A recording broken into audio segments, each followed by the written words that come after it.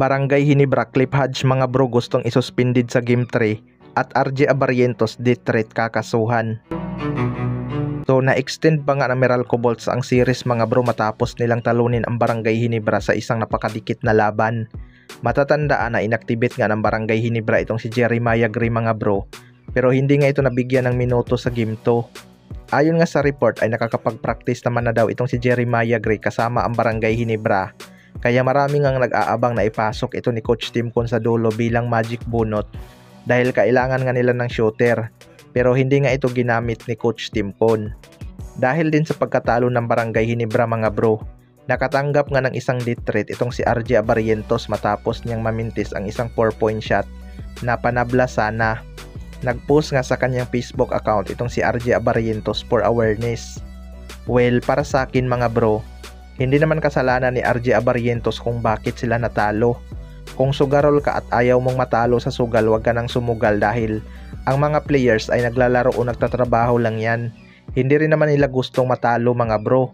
Kaya sana mahuli o matrace din tong tao na to para makasuhan dahil hindi nga biro ang isang death threat mga bro.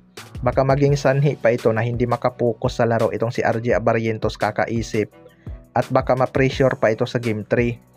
Kaya sana makilala na kung sino ang nasa likod ng dummy account na. Sa kabilang banda naman mga bro, Cliff Hodge gustong ipasuspended sa Game 3. Marami ngang nag-i-expect na tatapusin na ng Barangay Ginebra ang series mga bro dahil sa kanilang magandang performance noong Game 1.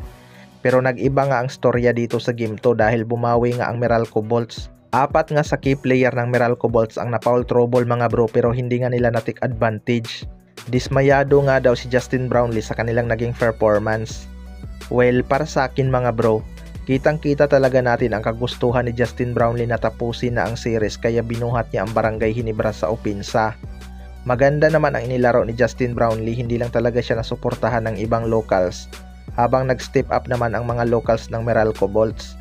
Isa nga si Cliff Hodge sa naging sakit sa ulo ni Coach Tim Con dahil kahit na injured ito sa kamay, nagagawa pa rin itong mag-ambag sa opensa.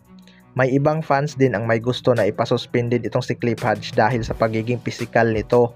Pero normal lang naman talaga sa basketball ang pisikalan mga bro. Dinaig lang talaga sila sa sipag ni Hodge. Kahit injured, buhis buhay pa rin itong kumuha ng rebounds. Hindi rin naman ito natawagan ng flagrant foul, penalty to kaya malabo itong masuspended. Maliban na lang kung may malala itong ginawa. Hindi lang din talaga nakapag-ambag ang ibang locals ng Barangay Ginebra gaya ni Stephen Holt.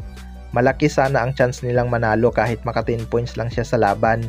Kaya abangan na lang natin ang Game 3. Kayo mga bro, ano masasabi nyo tungkol dito?